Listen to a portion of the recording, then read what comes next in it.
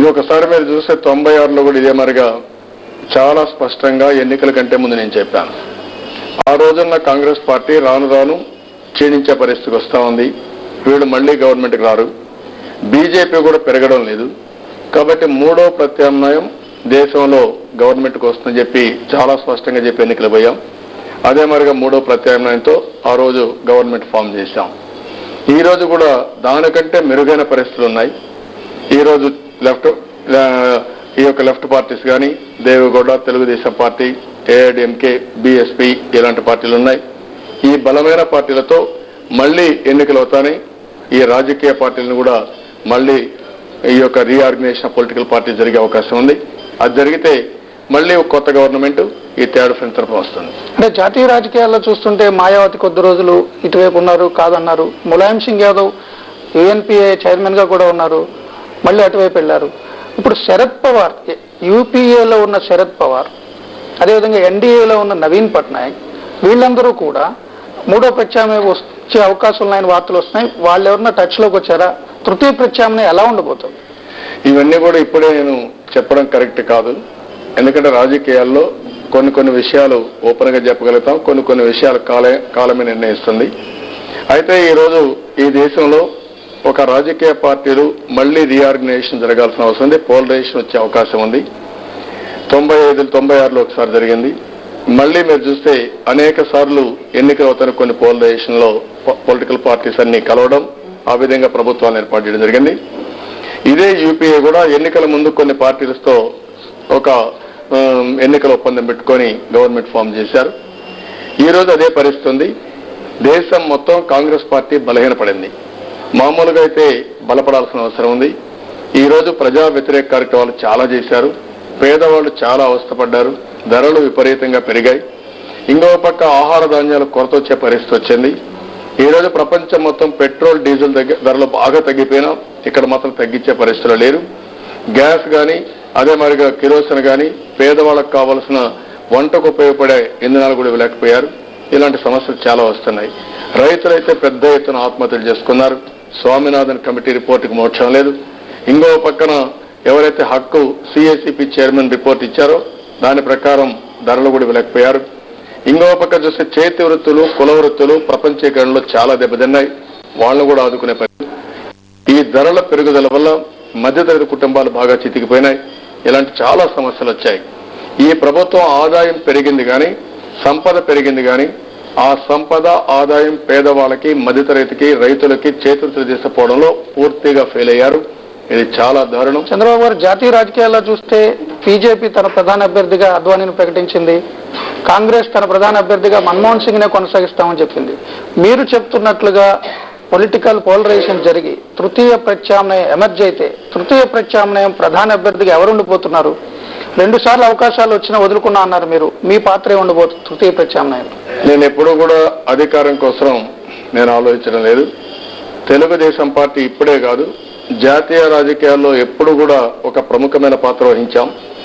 84లో ఆ రోజు రాజీవ్ గాంధీ ప్రధానమంత్రి అయితే ప్రధాన ప్రతిపక్షంగా తెలుగుదేశం పార్టీ ఉంది. తర్వాత నేషనల్ ఫ్రంట్ ఏర్పాటు చేయడంలో కీలక పాత్ర ఎన్టీ రామారావు గారు ఆ రోజు నిర్వహించారు.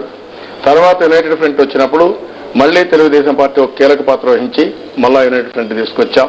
తర్వాత ఎన్డీఏ కానీ ఇవన్నీ వచ్చాయి. అయితే ఈ రోజు కూడా తెలుగుదేశం పార్టీ జాతీయ రాజకీయాల్లో ఒక కీలక పాత్ర పోషించబోతున్నాం. అయితే ఎప్పుడు కూడా పదవుల కోసం ఆలోచించింది లేదు.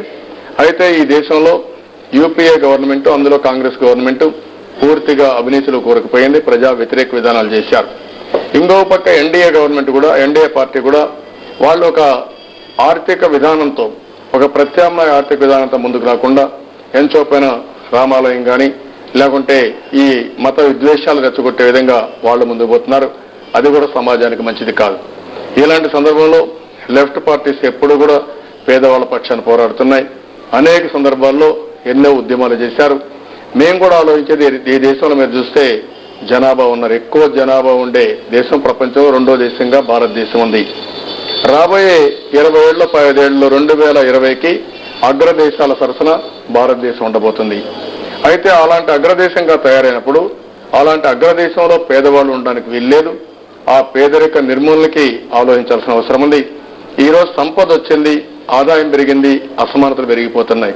ఈ అసమానతలు తగ్గించకపోతే పేదవాళ్ళు పూర్తిగా నిర్వీర్యం అవుతారు, వాళ్ళలో ఫ్రస్ట్రేషన్ వస్తుంది. ఇది మంచిది కాదు. అలాంటిది వచ్చినప్పుడు ఈ రాజకీయ పార్టీలు ఏదైతే ఆర్థిక సంస్కరణల వల్ల వచ్చిన సంపద కానీ ఆదాయాన్ని కానీ పేదవాళ్ళకు తీసుకుపోవడంలో కేంద్రంలో ఉండే యూపీఏ పూర్తిగా విఫలమయ్యారు. దీన్ని మేము తీసుకొని అజెండాగా తీసుకొని రాబోయే రోజుల్లో ముందుకు పోతున్నాం. ఆ విధంగా ఈ దేశంలో ఒక ప్రత్యామ్నాయ ఆర్థిక విధానంతో ముందుకు పోయే పార్టీ ఈ యొక్క మూడో కూటమి వస్తుంది. అది రావడం అవసరం. అప్పుడే ఈ దేశానికి మంచి జరుగుతుంది. దేవేగౌడ కొద్దిసేపటి క్రితం మాట్లాడుతూ థర్డ్ ఫ్రంట్ ఏర్పడింది, ఇందులో తెలుగుదేశం పార్టీ కూడా ఉంది అని ప్రకటించారు. మీరు దాన్ని ధృవీకరిస్తున్నారా? దానికి మీరు నాయకత్వం వహిస్తారా? ఇదివరకు అట్లా ఇనిషియేషన్ తీసుకుంటారా? మేమందరం కలిసి పనిచేస్తున్నాం. దేవేగౌడ గారు నాకు కూడా ఫోన్ చేసి 12వ తారీఖు ఈ ప్రోగ్రాం గురించి చెప్పారు. మిగిలిన పార్టీస్తో కూడా నేను కూడా కోఆర్డినేట్ చేస్తున్నాను. అందరం కూడా 12వ తారీఖు అక్కడ కలవడం, లేకపోతే ఆ రోజు సాయంత్రం మీటింగ్ అనే కలవడం, ముందు కలవడం ఆలోచిస్తున్నాం.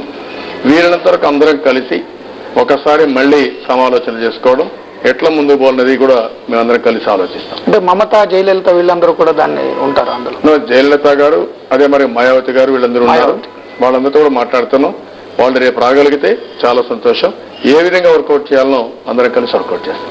ప్రధాన అభ్యర్థిగా ముందే ఒక అభ్యర్థిని ప్రకటించే అవకాశం ఉందా తృతీయ ప్రత్యామ్నాయం? ఇవన్నీ కూడా ఇప్పుడు ఏంటంటే కాంగ్రెస్ పార్టీ కానీ, అదే మరి యూపీఏ కానీ, ఇంకో పక్క ఎన్డీఏ కానీ, వాళ్ళల్లో కూడా అన్ని పార్టీలు కలిసి వాళ్ళు ప్రకటించారు. వాళ్ళ పార్టీలో వాళ్ళు చేసుకుంటున్నారు.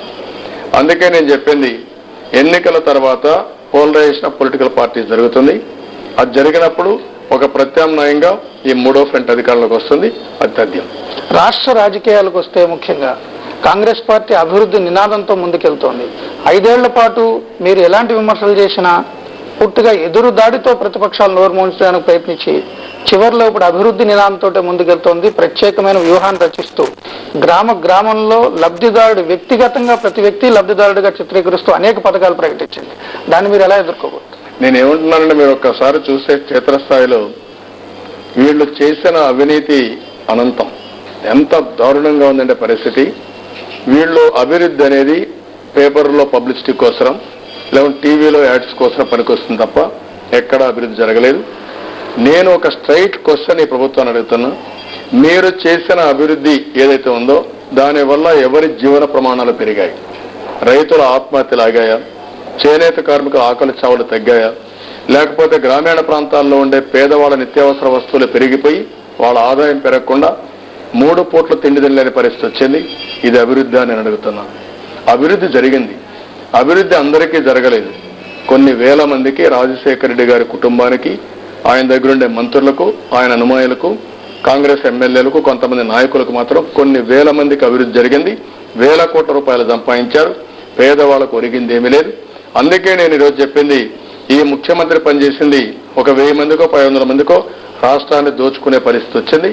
ఆ దోపిడీ నాపి ఈ అవినీతి డబ్బులు కూడా రీకవర్ చేసి మళ్లీ పేదవాళ్ళ సంక్షేమానికి అభివృద్ధి కోసం వెచ్చిస్తాం.